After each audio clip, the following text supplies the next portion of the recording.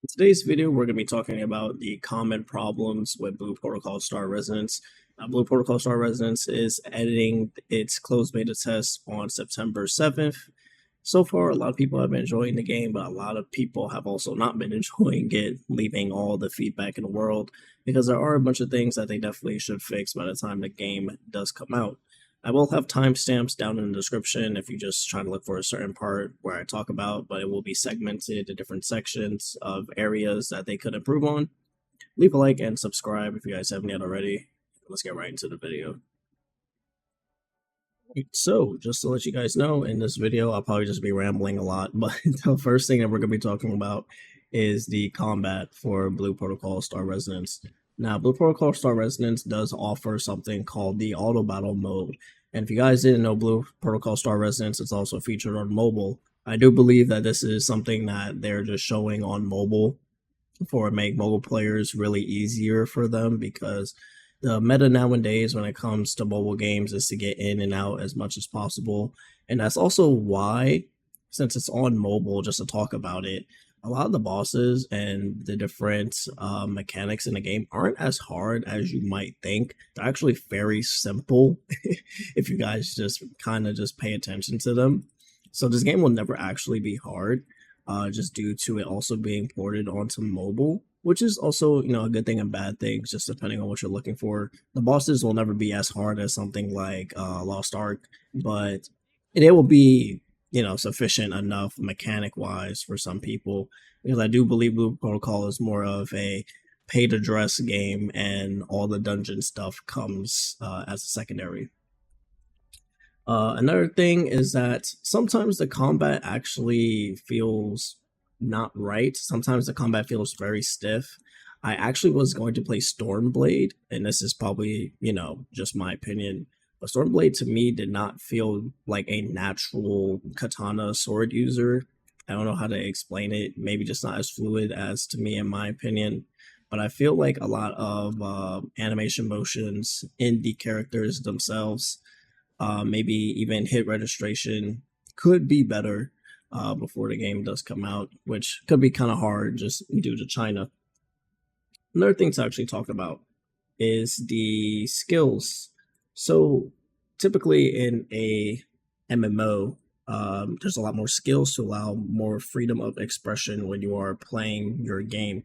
Now, I also think this is, well, it's like Blue Protocol is like a MMO, but it's also a mobile game.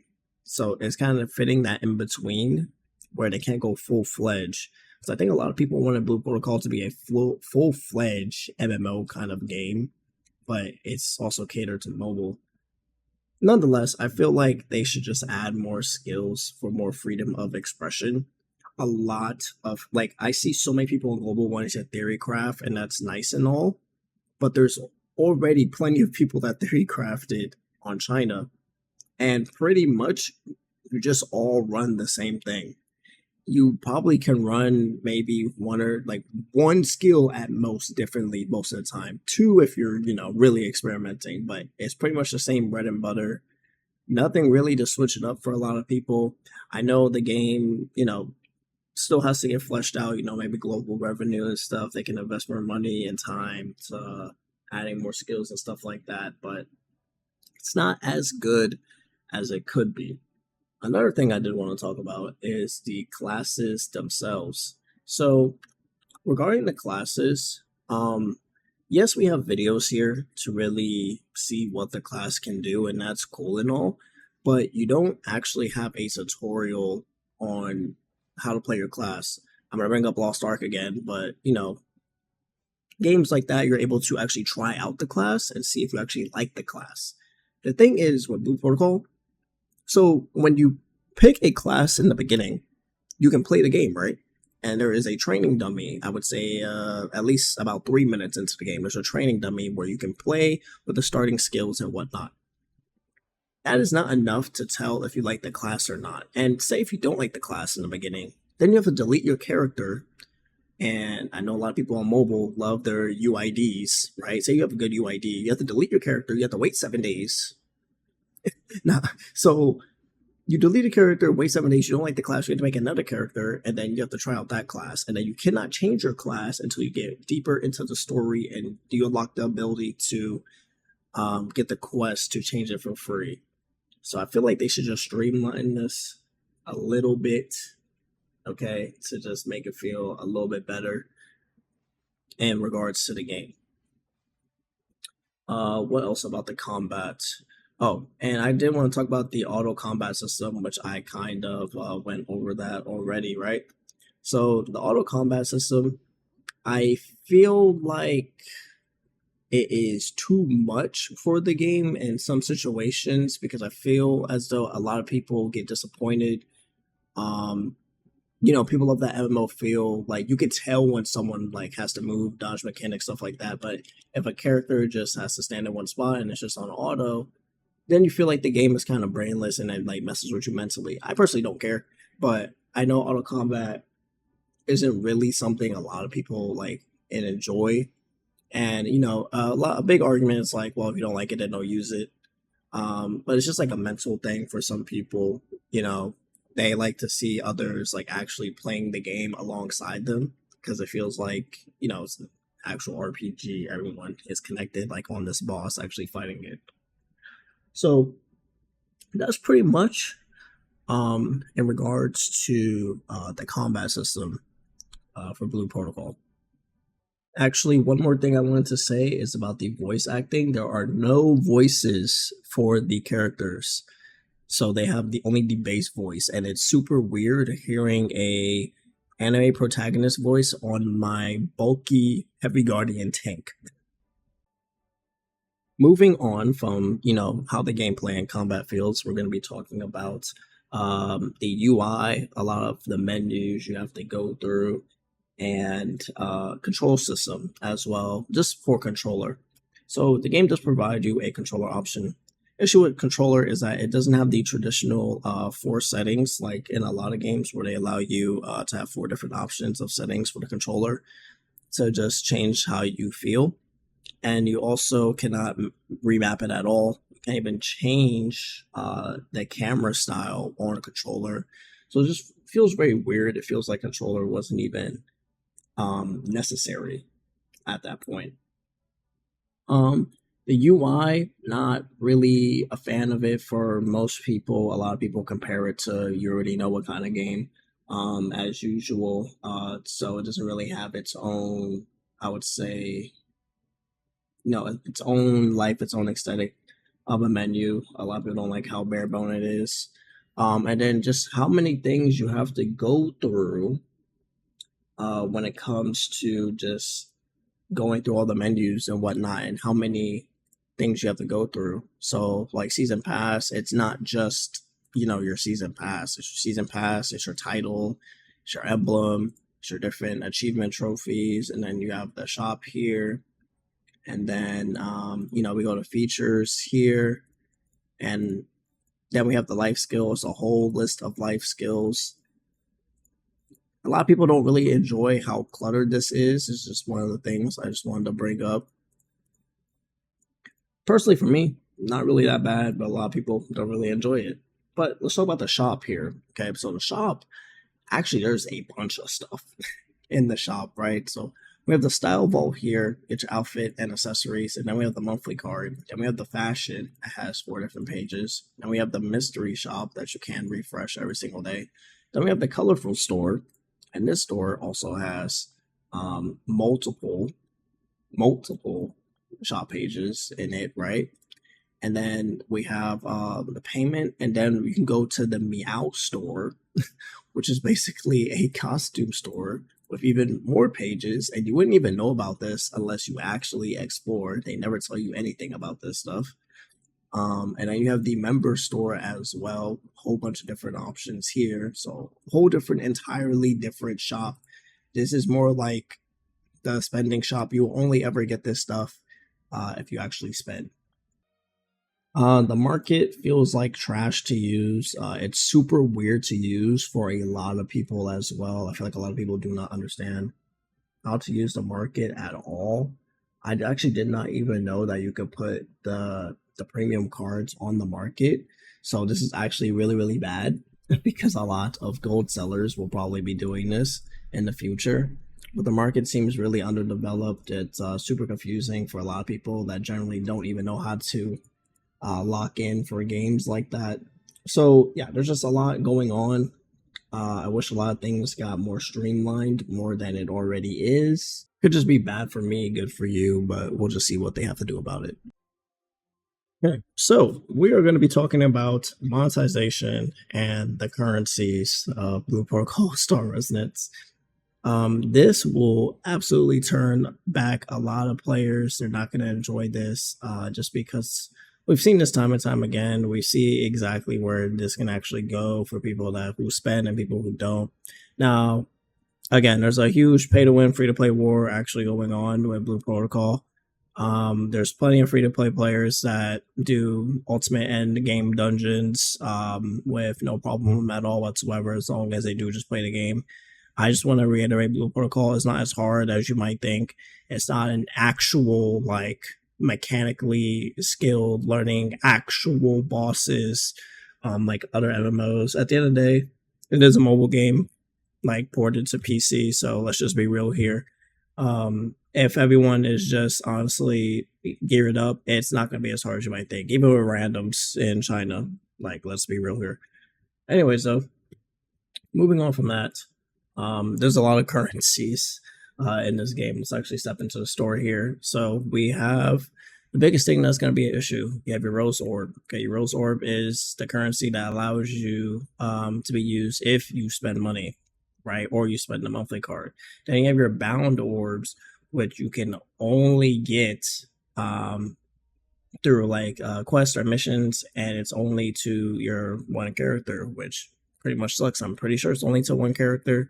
Correct me if I'm wrong if it's for the entire account. And then you have your Luno, right? And then you have your Bound Luno. Okay, so two different currencies there. We come into the shop, right?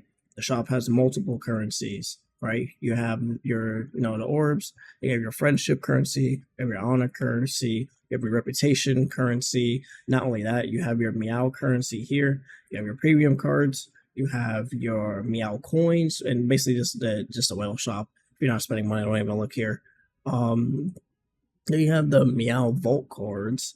And wait a minute, because there's more. Let me actually find it, because I believe I already bought it, so I can't even buy it again. We have the Meow Lux Wish coin. Okay. We also have the housing coins, if I didn't already mention that. What's another one? There is one more coin I'm actually missing. Friendship.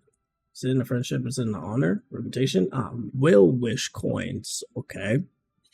And then, not only that, if you actually want to make a cosmetic change to your character, right, then there's even hair currency for vouchers, right, that you have to get through the Vault store. Okay, so yeah, a lot of people are not gonna like this. There's so much things going on here for the general public, and it is an anime-inspired MMO. I know MMOs have a bunch of currencies. I've played MMOs like for years now, since 2013. But anime MMO, right? Just like when Tower Fantasy come out, it's gonna get a way larger audience esque for people who are brand new, because it's anime. Like, let's be real here. Like, a lot of people are gonna be playing that don't really necessarily play these style of games. Besides that, it's just a lot of confusion. I wish there was like a streamlined tutorial on which is which, but there's so much stuff you have to keep on top of as well. And there's a lot of things in here you're like, why do I have to spend for this when it should be like something I earn in game, right? Especially hair vouchers. Like, let's be real here. Another thing here, right, is the gacha system. Now, the gacha system, before I even get to the gacha system, all right, let's talk about the skin gacha system, okay? So you do have gacha skin system here, right? So the skin doesn't, do anything special, luckily. It doesn't, like, make your gameplay absolutely crazy, but obviously you'll get a limited skin. For people that have FOMO, you're going to end up pulling this. I believe The rates though make this horrendous compared to a normal gacha. Now again, if you're spending money, it don't really matter. But I believe it's around $200 for each. But nonetheless, no one really cares how much someone actually spends. But let's actually go into the other system, which is the whale wish system. Now, another thing I have to say about this, a lot of people won't even know that this even exists. You want to know why? Because this is not even on your menu. They just have the skin gacha, and this is stored away to this NPC that you already know. 90% of people are not going to know about it. They're going to be asking in everyone's streamer chat, how do you summon for wills? How do you summon for wills? When it's right there in front of your face. But literally, a battle will, what it is, it's a summon that you can use, in combat. There are really good wills and really bad wills, but generally speaking, the golden wills help out extremely in gameplay. And, in my opinion, it is still a PvE game. It shouldn't really matter that much, but a lot of people just don't want to be gapped. You can farm for these wills in the overworld. The issue is that it takes so much longer. People just don't like others having an extreme advantage over them. Now that's the argument with that, but the argument can also be it's a PvE game. Who cares? So, there's always both sides to every story. But this is the will gacha system here. So literally, you summon for the will, right? And then we have the imagine crafting here. So essentially here, right? Then you get to be able to craft your battle imagine, and then you get to use this in battle, essentially. So you just summon for the will, you have to get the materials, but you can also get this from the store. You can buy this selection box as well, so you don't actually have to farm for it. You can also get this you don't have to farm for it, you can buy it with the box. So, pay to win, free to play. The thing is, you don't actually need those imagines, but a lot of people want to get them all the way max dupe. And I feel as though a lot of people that aren't really into Blue Protocol like that on the Chinese server don't really know, how a free to play actually is on China and how much damage they can actually do. Because this game, it's something. But anyways, though, also I did just remember free to play don't really get that much to spend on weekly. I think it's like 3 to 5 summons per week. Okay, the last thing I'm gonna be rambling about is the company themselves and like the beta access and everything that's been going on, because I feel like a lot of people have had just a lot of issues just getting beta access in general. People getting locked out all the time. I'm not even gonna lie, even me getting an account was literally one of the most frustrating things I've ever done for signing up for anything in my life. Like, why do I actually need a certain password that has to meet the certain requirement to make an account? I can't even make my own password the way I want to. I have to generate a password and with the right amount of characters, and then I have to save that password forever. I can never change it, because if I change it, maybe it might not work because it's not the right way they want it. Even getting beta access, super weird for a lot of people. I've heard many complaints about the 10,000 keys. The way they pushed it out for everyone was not ideal at all whatsoever. A lot of people just wish they did, maybe like the Discord rally. I never liked Gleam giveaways. I always think that they never really actually kind of work for people. I think a lot of people do like Discord raffle events now for beta access. Not even beta access, but just things in general, like in their own community. But yeah, I mean, a lot of things feel kind of like delayed in stone, or things that should have been said in the beginning just don't get said. Even with the end of the beta test, I do believe that they said before they weren't sure if the beta was going to last until release or not. right? I think I do remember something like that being noted, but it's also like, let's get a date in mind so people can like manage their time in the beta and whatnot and see if they have to do anything. Um, but yeah, I mean, other than that, the beta has been something. We only have 6, 7 days left. There's not really much to go on about the beta, besides us hitting level 60, finally getting like some full builds or trying to. Just to wrap this up, I just want to say I'll probably just release the Earth 4 build, and I don't think I'll be releasing much else besides like news updates and things like that. Or maybe I'll talk about more. I'll give a lasting impression after the beta is over and whatnot. Oh my god, so sorry about that.